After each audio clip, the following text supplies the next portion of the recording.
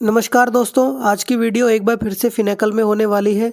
तो दोस्तों आज की वीडियो में हम डिस्कस करेंगे ऐसे आरडी अकाउंट के बारे में जो आरडी का अकाउंट मैच्योर हो चुका है, लेकिन उस पर आरडी का हाफ विड्रॉल हुआ है, यानी कि उस पर लोन लिया हुआ है और लोन भी अभी तक पेंडिंग है और उसका इंटरेस्ट भी पेंडिंग है। और वो कस्टमर मैच्योरिटी होने के बाद आपके काउंटर पे आता है उस अकाउंट को क्लोज करवाने के लिए। और जब आप उस अकाउंट को क्लोज करते हैं तो आपके वहाँ पे सिस्टम एरर देता है कि पहले आपको जो है लोन उसको पेमेंट करना पड़ेगा। आप कस्टमर को आरडी का लोन और इंटरेस्ट पेमेंट करने के लिए बोलते हैं, लेकिन कस्टमर मना कर देता है। कस्टमर बोलता है कि जो मेरी आरडी की मैच्योरिटी अमाउंट है उस मैच्योरिटी अमाउंट में से आप इंटरेस्ट को और आरडी के लोन को एडजस्ट कर लो।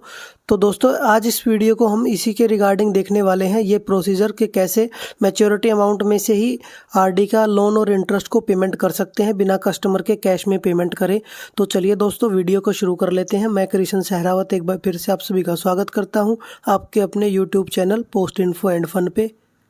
तो देखिए दोस्तों, ये प्रोसीजर दिया गया है, ये इसके रिगार्डिंग ये ऑर्डर आया हुआ है कि आपको कैसे जो आउटस्टैंडिंग आरडी लोन और इंटरेस्ट है मैच्योर्ड आरडी में से कैसे आप उसको एडजस्ट कर सकते हैं। तो दोस्तों चलिए ये प्रोसीजर देख लेते हैं। तो इसको दोस्तों एक सोल ID + 0023 ये अकाउंट नंबर दिया गया है, ऑफिस का अकाउंट है। इस अकाउंट में से ये मैच्योर्ड अमाउंट जो होगी आपकी आउटस्टैंडिंग आरडी और लोन की, इसमें से एडजस्ट हो जाएगी। तो उसके लिए दोस्तों सबसे पहले आपको एच पे ऑफ करना पड़ेगा। तो यहाँ पे प्रिंटिंग मिस्टेक है, इसमें HAPYOFF लिखा हुआ है, यहाँ पे HPAYOFF आएगा। तो आप एच पे ऑफ यहाँ पे काउंटर PA के लॉगिन में ये मेन्यू वहाँ पे फिनेकल में डालेंगे। उसके बाद आपको फंक्शन में पे ऑफ लोन अकाउंट ये सिलेक्ट करना पड़ेगा।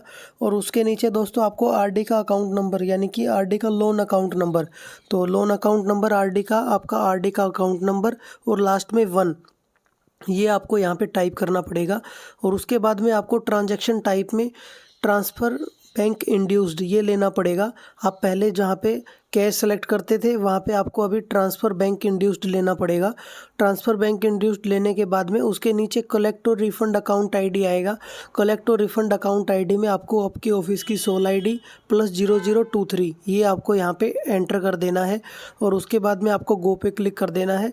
गो पे क्लिक करने के बाद में आपको सबमिट कर देना है। तो सबमिट पे क्लिक करने के बाद में नीचे आपको क्रिएट ट्रांजैक्शन का ऑप्शन आएगा।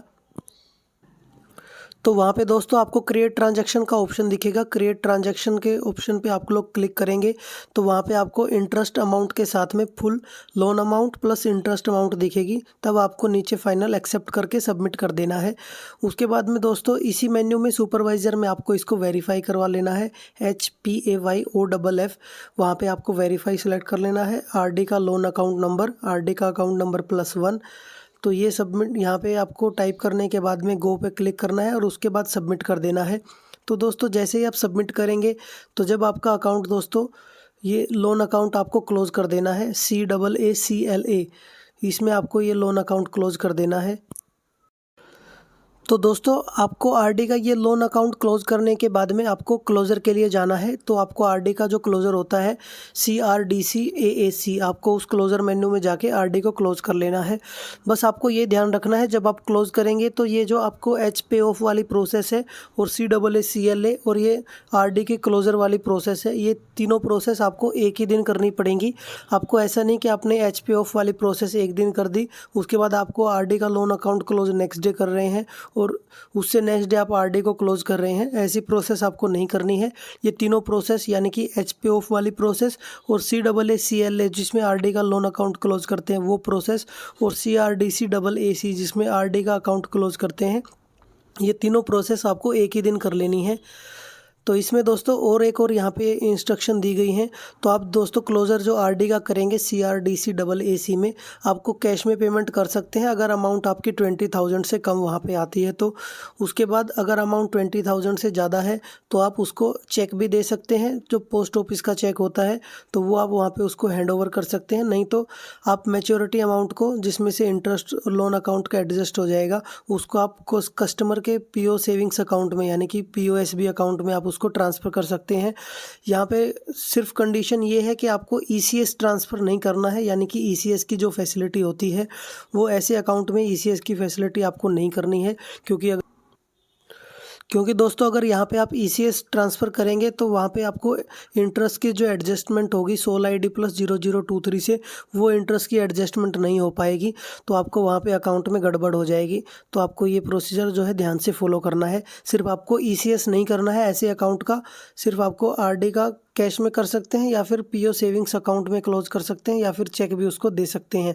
प्रोसीजर जैसे आपको दिया गया है नॉर्मल RD क्लोज करते हैं वैसा ही आपको प्रोसीजर करना है। CRDC AC वहाँ पे आपको क्लोज सेलेक्ट कर लेना है। RD का अकाउंट नंबर आपको टाइप कर लेना है। आप कैश पेमेंट कर रहे हैं या ट्रांसफ़र पेमेंट कर रहे हैं वो 20,000 से अबव या बिलो है वो आप चेक कर सकते हैं। उसके बाद में रिपेमेंट अकाउंट में आप PO सेविंग्स अकाउंट या फिर सोल ID प्लस 0340 ये टाइप कर सकते हैं। वहाँ पे आप रीज़न कोड दे सकते हैं, नॉर्मल है या डेथ क्लेम है जो भी है। उसके बाद में चेक बॉक्स के क्लोज के चेक बॉक्स पे आप टिक करेंगे और सबमिट कर देंगे। सबमिट करने के बाद में आप सुपरवाइज़र में भी इसी मेन्यू में इसको वेरीफाई कराएंगे। तो जैसे आप वेरीफाई कराएंगे, वेरीफाई कराने के बाद जो इंटरेस्ट वहाँ पे आएगा, कितना अमाउंट पेमेंट हुआ है वो आप वहाँ पे देखेंगे कि सोल ID प्लस 0023 में से वो अमाउंट जो है मैच्योरिटी अमाउंट वो एडजस्ट हो जाएगी लोन अकाउंट की और लोन के इंटरेस्ट की। तो जो कस्टमर के सेविंग्स अकाउंट में जो अमाउंट भी जाएगी वो सोल ID प्लस 0023 में से इंटरेस्ट की और लोन अकाउंट की RD की वो एडजस्ट होके ही वहाँ पे ट्रांसफ़र हो जाएगी। उसके बाद दोस्तों जब आप डे एंड करने जाएंगे, डे एंड करने से पहले आपको HACLINQ इस मेन्यू में जाना है और वहाँ पे आपको अपनी सोल ID और 0023 ये ऑफिस अकाउंट नंबर वहाँ पे टाइप कर देना है। तो वहाँ पे आपको दोस्तों उसका जो एंड डे का बैलेंस होगा वो 0 होना चाहिए, वहाँ पे कोई भी अमाउंट नहीं होगी। तो अगर वहाँ पे कोई अमाउंट होती है तो यानी कि आपके अकाउंट में कुछ गड़बड़ हुई है। तो आपको वहाँ पे हर दिन उसको चेक कर लेना है। जिस दिन भी आप ऐसी ट्रांजैक्शन करेंगे आपको वो अमाउंट 0 होनी चाहिए। SBCO भी ऐसे अकाउंट्स को डेली वो चेक करता है। वहाँ पे वो चेक करता है कि इस ऑफिस का बैलेंस 0 है या कुछ और बैलेंस है। अगर 0 हुआ है तो वो ट्रांसफ़र बैंक इंड्यूस्ड की वजह से हुआ है या कुछ और उसमें ट्रांजैक्शन करी है। तो ऐसे कोई भी ट्रांजैक्शन हो तो SBCO उनको मॉनिटर करता है।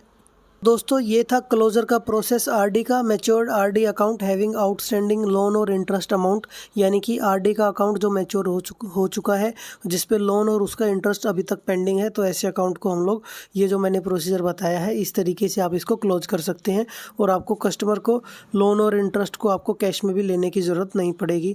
तो चलिए दोस्तों, उम्मीद है ये वीडियो आपको पसंद आई होगी। वीडियो को अगर आपको पसंद आ गई हो तो इसको ज़्यादा से ज़्यादा शेयर करें, मेरे चैनल को भी सब्सक्राइब करें। चलिए मिलते हैं अपनी किसी और नेक्स्ट वीडियो में, तब तक के लिए धन्यवाद। जय हिंद, जय भारत।